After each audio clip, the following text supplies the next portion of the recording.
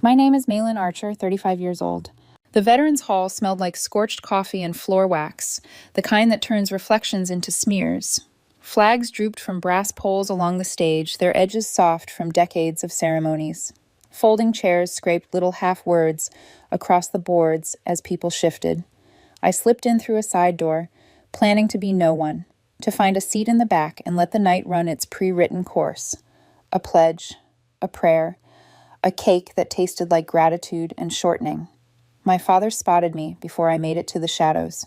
He turned his body toward the crowd the way a man turns toward weather he believes he can command. The Taliban would laugh at a daughter like you, he announced. Not quietly, not to me, but to the room. Men with coin-bright eyes and shoulders that still remembered rucks. Women with ribbon pins and hands that had folded too many flags. Conversations thinned, then cut. The ceiling fans pushed a slow circle of air that somehow made the silence thicker. I kept walking. He wanted a flinch. He'd trained me not to give him one. Beside him stood a young Navy SEAL with a posture that said he'd stored strength in the places you only notice when you run out of it. My father's hand landed on the kid's shoulder like a stamp. "Now this," he boomed, baritone warmed for the theater. "This is a real warrior." Chairs settled. A cough tucked itself into a napkin. I tasted metal and lemon oil, a ghost of our old house, where his metals sat behind glass, like holy things that never had to apologize. I could have said 10 true sentences. I could have made the room my witness. Instead, I gave them nothing. Silence, used right, is a hinge. The young man didn't smile. He didn't puff his chest or tilt his chin the practiced half-inch of borrowed pride. He turned. His gaze found mine and held. Recognition detonated quietly. The little flinch at the outer corner of his eyes, the swallow 2 beats high in the throat. His jaw worked like a man remembering the shape of a thing he'd hoped was rumor. "Are you the angel of death?" he asked. He barely breathed it, but rooms like this carry what they want. The words moved in a low current along the rows. A Vietnam vet in the back straightened as if a sergeant had just walked in. A widow touched the silver cross at her throat and frowned like she was sorting stories into true and useful. The MC's hand drifted to the microphone and then away, the old instinct to save an awkward moment colliding with the older instinct to let it teach. My father's mouth hardened into a smile that had never fit me. "Some nickname," he said to no one in particular, the chuckle too loud for the sentence. "Stories get taller in the telling." The young man didn't look at him. "Ma'am," he said to me, louder now, respect steadying his voice. "You ran the web at—" He stopped. "Names aren't for rooms without clearances. You kept us breathing," he finished. "We owe you." He changed the pronoun. "I owe you." The floorboards listened. I swear they did. If you've never been in a space that knows what service costs, you can mistake that sound for nothing. It's weight redistributing. Chairs considering whether to stay seated or stand. The air tightened around my father's story, like a shirt starched wrong. I set my paper cup on a metal cart, hearing the thin ring of it like a bell. "Team effort," I said, "always."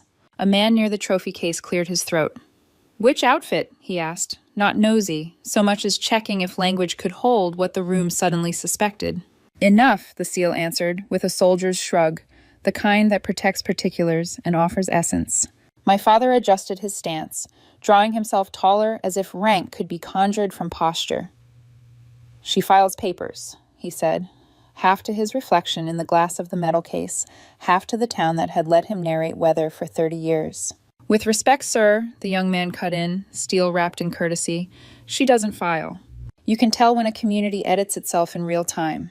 The room did the math. The MC, she once bandaged playground knees and told 2 generations to use their inside voices, lifted the mic again, thought better of it, and set it down. A cousin with my mother's eyebrows whispered, "Uncle Frank, maybe you don't know everything." The sentence arrived gentle, like a folded note passed in church. It still landed. My father's jaw ticked. He stared up at the flag like it could hand him a line. A veteran in a jacket heavy with patches stood slowly. He didn't salute. He just put his hand over his heart and kept it there. 1 chair over, another man mirrored him. Then a woman. Recognition is an old liturgy. No one had to call it to attention. It simply stood. I felt the old habit twitch in my spine, the one he taught me before he taught me to ride a bike. Heels together, eyes forward, don't blink fear away, own it. I didn't stand taller, I stood still. Still is different. Still is readiness without performance. Still lets other people find their balance. A low murmur passed. Not gossip. Calibration. People who'd known me as the girl with the crooked pigtails and the perfect attendance pin adjusted their maps. A man who once taught me to throw a baseball without flinching at the smack of the glove whispered, "Well, I'll be." His wife said, "Always knew," which was either kindness or a retroactive blessing. Both helped towns survive themselves. My father took a breath like a man about to step into cold water and said, "If any of this is true," the hedging small and mean in his mouth, "why didn't you tell me?" Because you never asked would have been easy and true. But truth and kindness are cousins that don't always travel together, and tonight needed both to get home alive. "I couldn't," I said. He heard the rest. Classification isn't only a stamp, it's a wound you learn to live around. The MC tried the mic a third time. It squealed, then obeyed. "Friends," she said, voice brisk with mercy, "let's take 5. Coffee's hot, and that cake is not getting younger. Then we'll come back and read the names we came to read." She didn't define honor. The room had already decided to use the verb form. Movement softened nerves. Cups clinked. Forks found frosting. In the line by the coffee urn, a man in a ball cap from a war most folks only know from documentaries said without looking up, "We're proud of you." His wife amended by muscle memory, "Always were," editing the town's history in my favor in a way that felt like someone straightening a crooked frame when they think no one's watching. The young seal drifted close enough that I could see the spray of salt freckles across his cheekbones. The sun's proof he'd been outdoors doing work worth none of us confessing. He lifted his cup in a small salute. "Thank you for the boring checklists," he said. "The boring parts keep us," I answered. He smiled, the quick kind a man gives when he recognizes his own survival in a sentence. My father hovered on the edge of it all, a landmark, unsure if the river had cut a new channel beneath him. He looked at my face, not like a judge weighing a plea, but like a man reading instructions in a language he should have learned years ago. "I expected a son," he said, the words set down carefully, as if they might explode. That was my mistake. "I didn't rescue him." "Legacy has more than one road," I said. "You just never drove mine." He swallowed. The muscles in his cheek unclenched, then remembered themselves. He glanced at the glass case like it might offer counsel. It reflected us both back in warps, the way old glass does when it finally admits it's made of sand and time. "Do you want me there?" he asked. Whatever you do that has chairs." "There's always a seat," I said. "You choose where to put your hands." He nodded, small, the way a man nods when a doctrine he's preached meets the map of a place he has never walked. He didn't say sorry. He said, "Drive safe." Later in the doorway, the code our family uses for 13 unsayable things. I know all 13. I carry them like batteries, weighty, useful, eventually spent. We filed back to the chairs. The pledge ran lower this time, steadier, the sound people make when they feel included in the sentence. During the reading of names, a few heads tilted toward me in an angle that asked nothing and offered everything. By the closing prayer, ordinary had returned to the room like it always does after a storm. The same, if you don't know where to look, moved, if you do. Outside, the night smelled like first rain pretending it had changed its mind. Remy, because of course he had a name, and of course it would be Remy, tapped the lintel twice as he passed under it out of habit.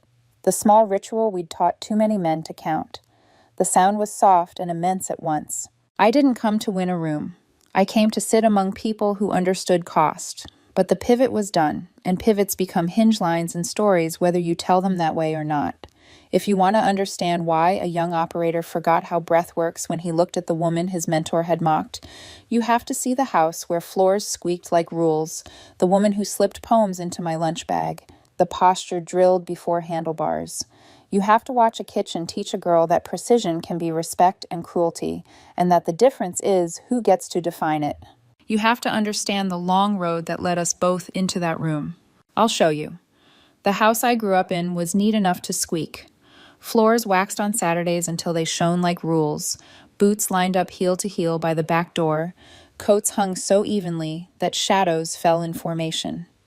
If you walked barefoot, you could hear the house complain, a squeak here, a click there, as though it didn't want anyone forgetting discipline followed us everywhere. My father made sure of that. His chair in the living room wasn't just furniture, it was a throne. You knew which one was his because the afternoon light carved a square across it, the kind of sunlight that felt like a rank insignia pinned to the carpet. Guests never sat there. I never dared. That square of light belonged to him, and in a way, so did the rest of us.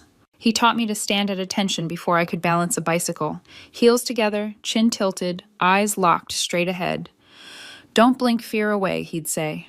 Own it. At 8, too short to reach the sink without a stool, he'd set my shoulders with 2 fingers, step back, and inspect me like I was a rifle needing calibration. If I wobbled, we started over. If I got it right, there wasn't praise. There was again. The lessons extended everywhere. At 14, I knew how to iron a shirt with creases sharp enough to cut air. He showed me how to shave pills off sweaters with a razor, how to fold socks by mating them instead of balling them, how to stack pantry cans label out so you could inventory supper at a glance. A pantry door clicking shut sounded like a period in our house, final, unbending. Sundays smelled of starch, coffee, and lemon oil.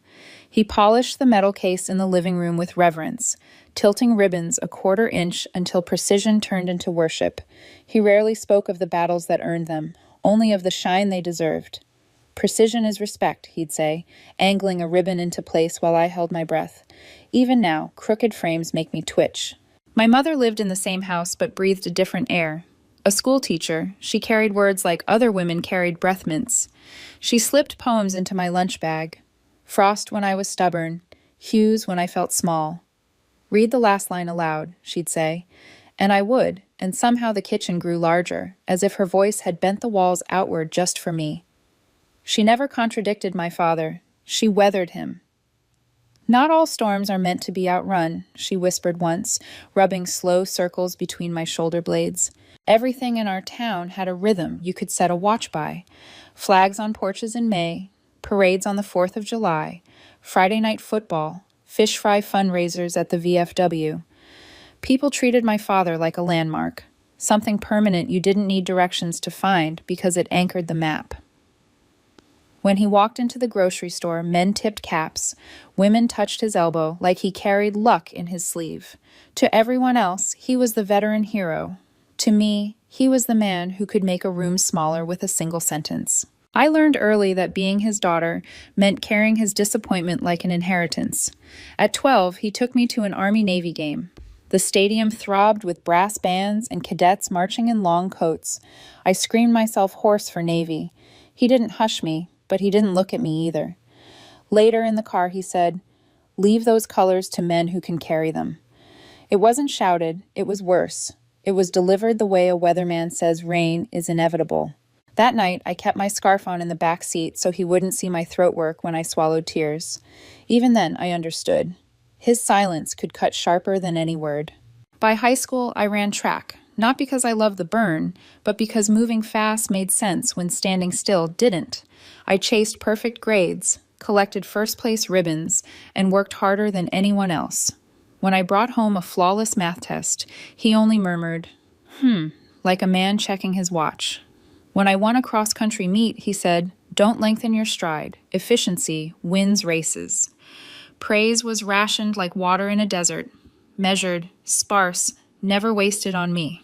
The day I said I wanted to join the Navy, he folded the newspaper with surgical precision, lined the edges with the table, and said, "You don't have the Constitution." His voice was flat, his eyes still glued to the print. Constitution. He meant stamina, maybe law, maybe both. Then, finally glancing up, he added, "You want attention, not service." My mother stood at the sink, rinsing her hands longer than soap required, each splash like a countdown she never voiced. I bit my lip so hard it left a scar inside. "Attention," he'd said. As if the only reason I wanted to wear a uniform was to steal light he believed belonged to sons. But I applied anyway. At 16, I sat at my desk under a stenciled lampshade my mother had painted with tiny leaves. While the house slept, I filled out the application, writing about dawn runs by the Chesapeake and the way a formation moved like a single long breath. I wrote about loving a country enough to argue with its flaws. I didn't show my father the essay. I showed my mother. She read it twice, then handed it back as though it were too important to belong to her. "Keep this voice," she said. "The map will change. Your compass shouldn't." When the thin envelope came, acknowledging receipt, I hid it inside a book of state birds. When the thick envelope arrived in March, the river behind the mill was swollen, elbows of white foam breaking against stone. I held that letter to my chest, the paper hot as a brand. I waited until my father was in his chair, then handed it over with the single word he trained me to use: "Sir." He slid it open with a letter opener shaped like a sword, read the first line, "We are pleased to offer," and stopped. Without finishing, he slid the letter back into its envelope, the envelope back to me, as though it were a hot plate. "We'll discuss logistics," he said. We never did. At graduation, my mother strung white lights in the maple tree and set out lemonade in a too-small punch bowl. Neighbors came with potato salad and stories about how I'd sold them cookies door to door with crooked pigtails. My father had a meeting at the Legion that ran long. By the time he got home, the ice had melted, the lights sagged with heat, and I was already rinsing paper plates in the sink. He went to bed without saying a word. The morning I left for Annapolis, the sky was the pale gray of a shirt before starch. My mother tucked 3 envelopes into my duffel. "Open when you're lonely. Open when you're hurt. Open when you forget who you are." She hugged me so hard, my ribs counted it. My father stood on the porch, hands buried in pockets, gaze locked on a horizon only he could see. "Change the oil when it's time," he said. I answered the way he'd drilled into me, "Yes, sir." That was the blessing we had. And with that, I stepped into a world that would strip me down, test the nails that held me together, and eventually build me into the woman my father had sworn I could never be. But to understand how the world rebuilt me, you have to first see how it tried to break me. Annapolis stripped me bare in ways my father could never have imagined. Plebe. Summer wasn't just a test of muscle or memory. It was a dismantling, a deliberate tearing down of everything soft, lazy, or unprepared inside me. Dawn tasted of Chesapeake salt and sweat. We ran until the blisters on my heels bled into my socks, and then we ran more. The barracks reeked of starch, fear, and adrenaline, the air humming with shouted orders, and the slap of boots on waxed floors. I learned fast. Pain was a clock, and you told time by what hurt. Shoulders screaming during push-ups, lungs clawing for air during swims, calves hard as stone after endless drills. My father's lessons made me efficient. Heels together, eyes forward, never wobble. But my mother's lessons kept me human. On the nights when exhaustion blurred into despair, I'd hear her whisper in memory, "Not all storms are meant to be outrun." Letters home became a ritual. I wrote 2 for everyone I sent, one to my mother, one to my father. Hers were full of adjectives, colors, and moments. The bay at sunrise, the burn of rope against my palms, the pride of finishing last in a sprint but never quitting. His were stripped of adornment, a catalog of nouns and numbers. Laps swum, drills completed, scores earned. I mailed both. She answered with warmth. His came back once, unopened, a creased dead center like he'd folded the sentence itself in half. Still, I clung to hope. I thought if I just pushed hard enough, achieved more, he'd see me. Recognition wasn't love, but it was something. Commissioning day smelled of brass polish and fresh-cut grass. Bars gleamed on my shoulders, glinting like promises. I mailed my mother a photo. She put it on the mantel. I mailed my father the same one. He tucked it in a drawer with batteries and rubber bands, useful things that eventually ran out. Then came the call, the kind you think you'll be ready for until it arrives. Biopsy, my mother said. The syllables like a quiz word she wished I'd spell wrong. My father emailed updates like weather reports, numbers, dates, no adjectives. He used we for appointments and she for pain. By the time hospice parked out front, I was already on the next flight. The house had rearranged itself around the hospital bed. Antiseptic overlaid the lemon oil he still used on the metal case. My father stood by the window, with his hands clasped behind his back, as if waiting for a parade that never came. My mother, pale but steady, searched the air with her hand until she found my sleeve. "Keep flying," she whispered. "Not away, just up." It was the last instruction I ever obeyed without revision. At her funeral, my father spoke first. He told the maple tree story again. The storm that took the tree but spared the flag, and no one corrected the details, though the wind he described had shifted directions twice. I spoke second. I talked about the way she slipped poems into my lunch bag, how lemon oil and library books harmonized in our house, how the kitchen always had room for one more chair because she believed food was a language everyone understood. My father's jaw worked the whole time, like a man grinding coffee beans without a grinder. When the casseroles arrived, people touched his arm and called him sir, even in our kitchen. I washed dishes until my fingers pruned, replaying her last words. "Keep flying." But flying doesn't erase the gravity of grief. It only teaches you where the ground is. That night, I walked past the glass metal case, laid my palm against the cold pane, and felt the difference between respect and permission. He had spent years teaching me the first. She had given me the second. It was then I knew. The Navy wasn't just my path out. It was the only place I could redefine what legacy meant. My father wanted a son to carry his torch. My mother had given me matches and told me to start my own fire. So I did. I went back to Annapolis with grief folded tight in my chest and resolve burning hotter than the Chesapeake sun. I didn't join to spite him. I joined because service had carved itself into me deeper than his disappointment ever could. And because I had a promise to keep, one whispered by a mother who believed storms could be faced, even if they couldn't be outrun. The Navy reshaped me, but it never softened me. If anything, it sharpened the edges my father had already carved. Plebe summer had stripped me to bone and sinew. Deployments welded me back together with steel and shadows. War is not what movies sell you. There are no trumpet calls when the helicopters lift off. No swelling music when boots hit foreign soil. What there is, instead, is logistics. Sand grinding into skin until it bleeds. Radios that lie when the batteries slip half a volt. Dust that sneaks into rifles and lungs with equal malice. And maps. Always maps. That became my world. The web. Routes threaded through neighborhoods that argued with themselves. Contingencies sketched like ribs around the heart of a plan. While others chased glory, I chased probability. My job wasn't to be seen. It was to make sure the ones who were seen came home alive. The first time a mission pivoted on my word, I learned the weight of silence. A convoy stalled 2 blocks short, panic rising in voices over comms. I didn't get poetic. Route C, I said. Calm, clipped. 3 steeples in a line. Men adjusted. Lives bent away from fire. At the corner with the blue door, the target reached for a phone that never woke, its tower already lulled to sleep by our interference. Hands behind his head, no fireworks, no headlines, just breath, survival. That night, Hill, the chief with a laugh like gravel, tapped the grease pencil lines on my overlay. "You spun it," he said. "Not praise, not awe, just recognition." That was enough. The nickname came later. At first, it drifted in on enemy chatter, the angel of death.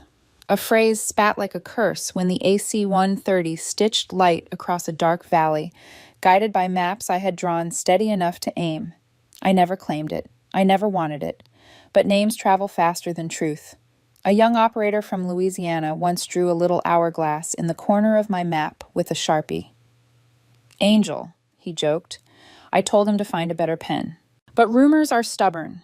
In chow halls, in the back of transports, whispers carried. Not the loud applause of myths, but the quiet edge of respect born in the shadow of survival. Remy came to me then, young, jaw tight like he was keeping his breath from trembling. He briefed too fast, tripping over his own eagerness. I slowed him down. "Repeat the boring parts," I told him. "The boring parts keep you alive." He knocked twice on my table before stepping out, adopting the ritual the platoon had already half believed in. We built rituals like armor. Knock twice before leaving the room. Carry a card with 4 numbers in case the worst hole opens under your feet. Ask, "How's your air?" in the chow line, and wait for the answer.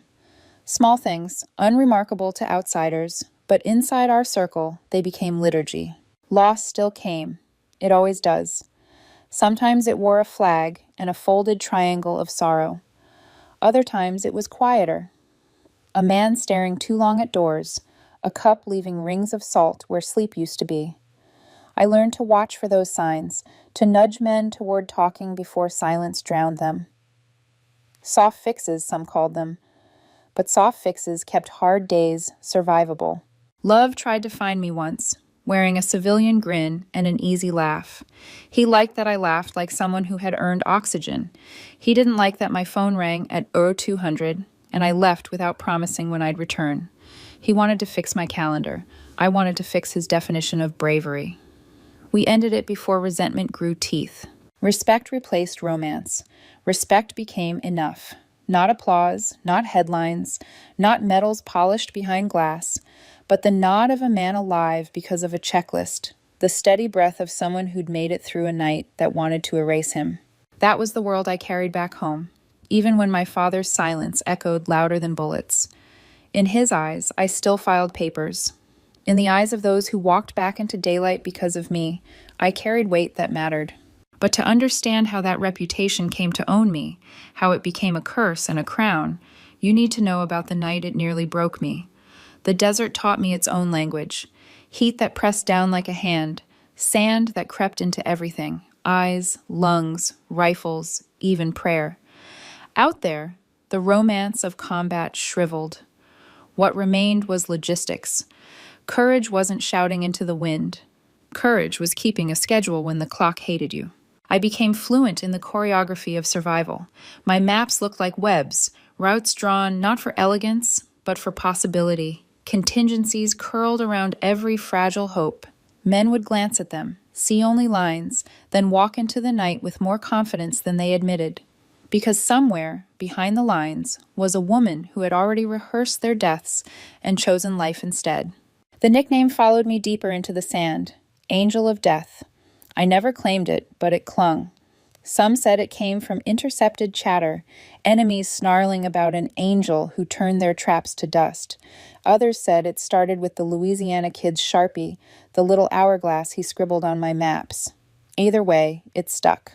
Soldiers began to whisper it in tents, over burnt coffee, after nights that ended with more men alive than expected. At first, I bristled. I wasn't death. I was math. I was logistics, timing, the probability that shifted a bullet half an inch. But death and life sit too close together out there. And when people start calling you something, it doesn't matter if you argue. The name walks into the room before you do. Remy grew under my watch. He started as a boy with too many verbs in his briefs, words tripping over each other like puppies. By his third mission, his voice had slowed, each sentence clipped, deliberate. He learned the art of silence, that holding a pause could steady a room better than filling it. One night, after a drill that left us soaked in sweat and dust, he lingered by my table. "Thanks for making space I could fit inside," he said, cheeks red with something more than heat. I didn't answer, just slid a bottle of water his way. Some truths are acknowledged without being named. Hill, the gravel-voiced chief, once told me, "You like webs. You're setting silk I can't see."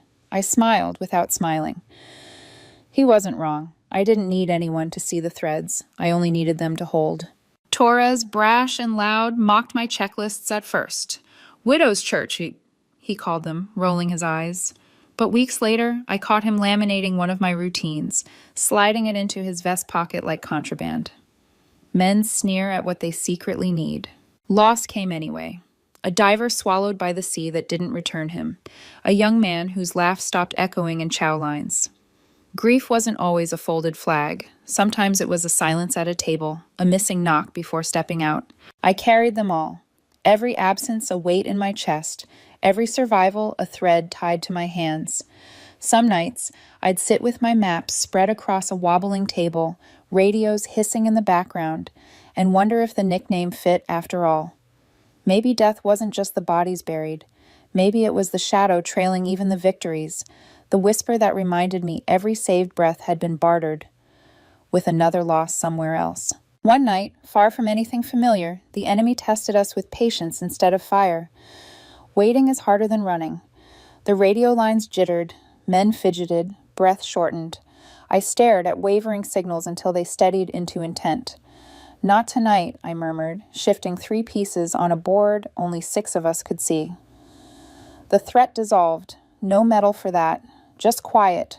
Just men sleeping a little deeper. Quiet became my favorite kind of victory. But victories don't erase scars. They sit alongside them, like mismatched siblings forced to share a room. And slowly, I began to understand. This reputation, this ghost of a name, was shaping me as much as I shaped the missions. I wasn't the angel of death because I claimed it. I was her because other people needed me to be. And yet, beneath the sand, the sweat, and the silence, another truth pulsed. A truth no one else could see. That reputation was a burden, and one day it would demand a price I wasn't sure I could pay. War has a way of hollowing you out and filling you with contradictions. You carry both victories and ghosts, laughter and grief. By my 5th year in, I had both hands full. The missions blurred together, some triumphant, some survivable, some that still woke me sweating in the barracks with the taste of iron in my mouth. Loss always arrived uninvited. Not the kind wrapped in a flag with a bugle crying over it, but quieter losses. A man who stopped telling jokes, another who started measuring doors with his eyes, a third who couldn't sleep without keeping one boot on. I started watching for the signs. A cup left too long on a desk, a ring of salt from coffee that never got finished. Silence where there used to be noise. Logistics wasn't just maps and timings anymore, it was survival of the soul. That's when I started rewriting the rituals. We already had the knock, twice on the table before leaving. But I added more, a laminated card in every vest, 4 phone numbers, 4 chances for someone to pick up if the worst happened. A question at chow, "How's your air?"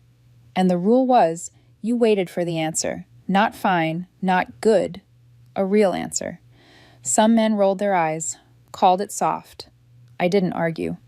Weeks later, it saved one of them when a quiet kid finally admitted he couldn't breathe right in the silence. Remy was the first to take it seriously. He carried the card in his breast pocket like scripture. He slowed his briefings, stripped them down until they were spare and precise. The boy with too many verbs became a man who could command a room with silence. He didn't say much to me then, but he always knocked twice. Sometimes that sound alone was enough to remind me why I kept doing this. Torres mocked it until it saved him. Hill, old gravel voice, started asking, "How's your air?" in the chow line with a weight that made men actually answer. The rituals became armor, the kind you didn't wear, but carried. Still, I wasn't untouchable. Love tried to find me again. He wasn't military, civilian, with a laugh that softened my edges. He liked that I laughed like someone who'd fought for oxygen and won, but he didn't like the phone calls at 0200, or that I left without saying when I'd be back. He wanted to fix my calendar. I wanted to fix his idea of bravery. We broke before it turned cruel. After him, I stopped trying to build a life outside. The Navy was my life. The rituals were my family. Men like Hill, Torres, and Remy. They became my brothers in ways blood had failed me. And yet, even in that family, the name followed me. Angel of Death.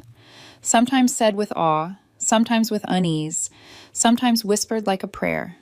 I hated it. I never asked for it, but I carried it because they needed me to. Because sometimes, in the middle of the night, when plans unraveled and silence grew teeth, they needed to believe someone could hold it together. One night, after a mission that didn't go clean, loss etched into the air like smoke, I sat at my table, maps spread out, hands shaking so badly I had to sit on them. Hill slid a bottle of water next to me. He didn't say a word. That's how men like him show they see you. And that's when it hit me. This reputation, this ghost name, it wasn't about me. It wasn't even about death. It was about carrying weight so others didn't crumble. The angel wasn't a person. It was a role. But roles have costs. Every name you don't choose becomes a cage. And I was starting to feel the bars close in. Grief doesn't arrive like thunder. It seeps in, subtle at first. A change in tone during phone calls, a pause too long when someone answers. For me, it came in the form of emails from my father, written like weather reports. Numbers, dates, no adjectives. Biopsy scheduled.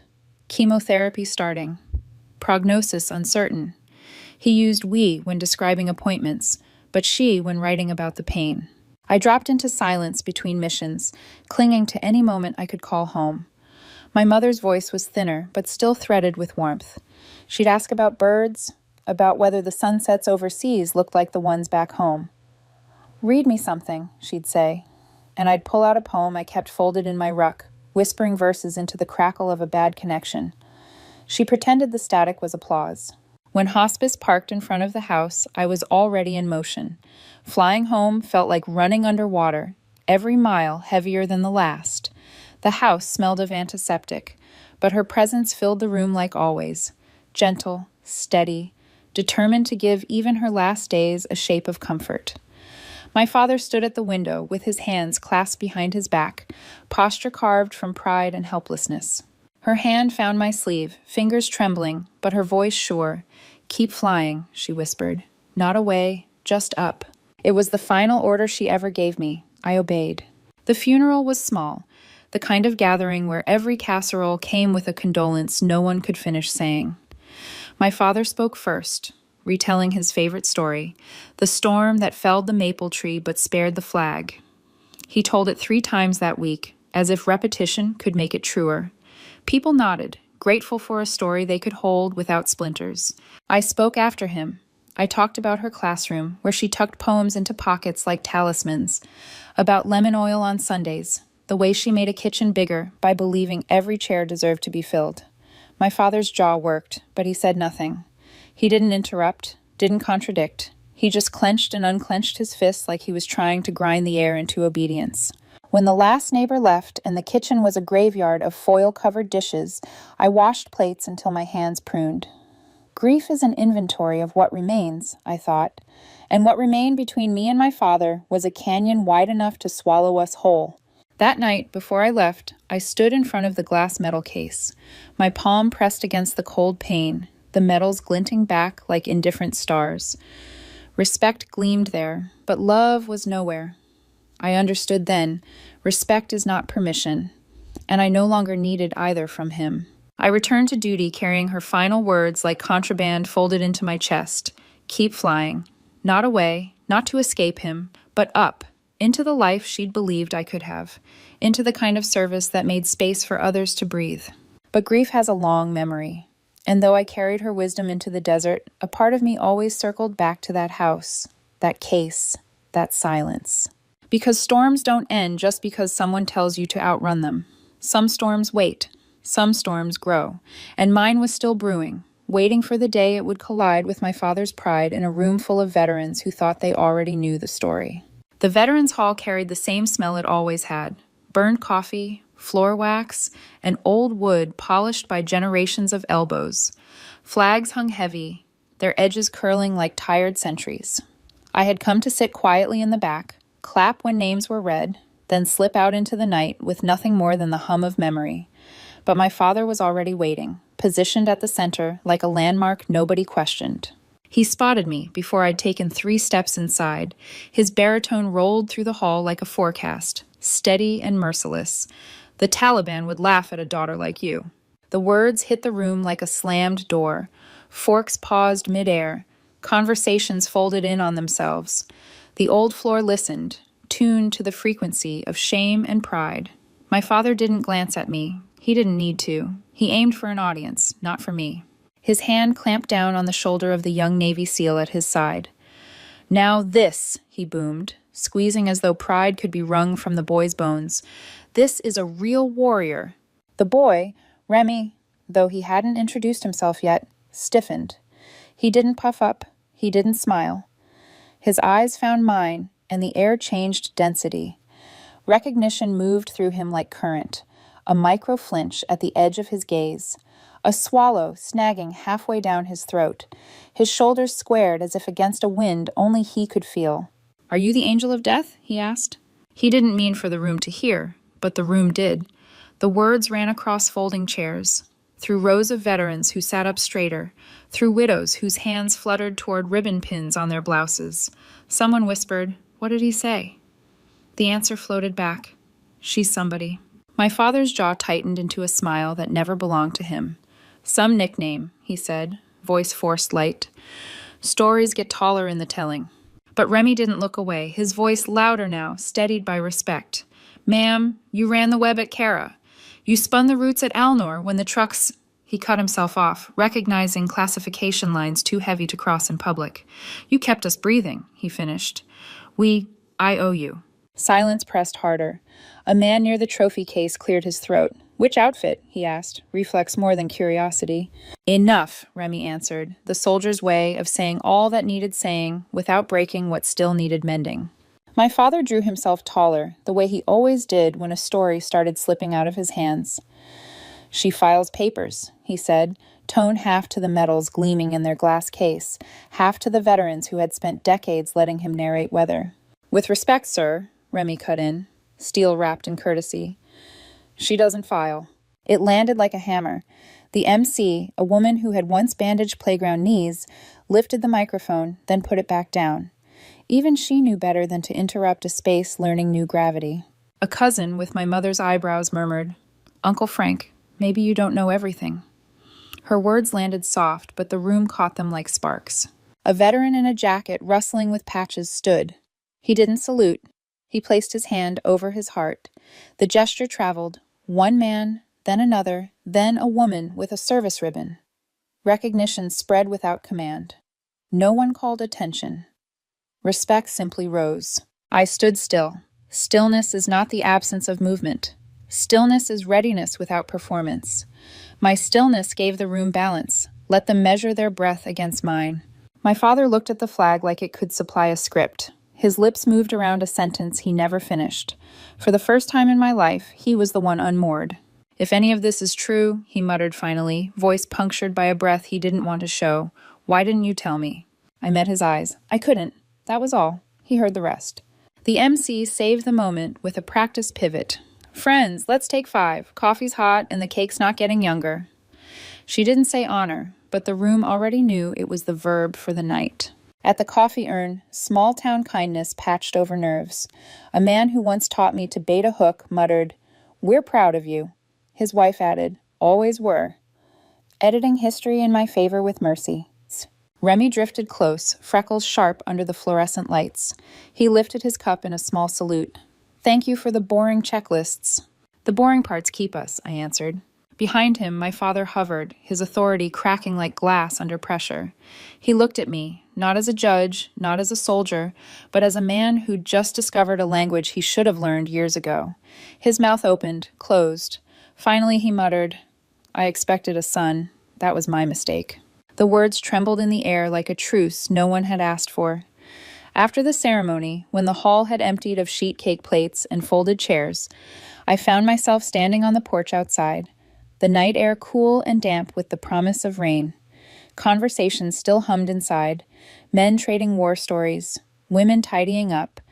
But out here, it was just me and the sound of gravel under slow footsteps. My father emerged from the doorway, hands buried in his pockets. For once, he didn't lead with a sentence designed for an audience. He stopped a few feet away, looking out at the parking lot like it might deliver him an answer. His voice, when it came, was smaller than I'd ever heard it. "I didn't know." It wasn't an accusation, not even a defense, just 4 words, heavy as sandbags. I stared at him, remembering all the years of silence, of folded letters returned unopened, of medals worshipped, while my own service was ignored. "I didn't tell you," I admitted, then softer. "I couldn't, and you didn't ask." He flinched like the words struck deeper than he expected. For a long while, neither of us spoke. A streetlight buzzed, moths circling the glow as if trying to burn themselves on a truth too bright. Finally, he exhaled, shoulders slumping under the weight of decades. "I expected a son. Thought legacy traveled one road. I was wrong."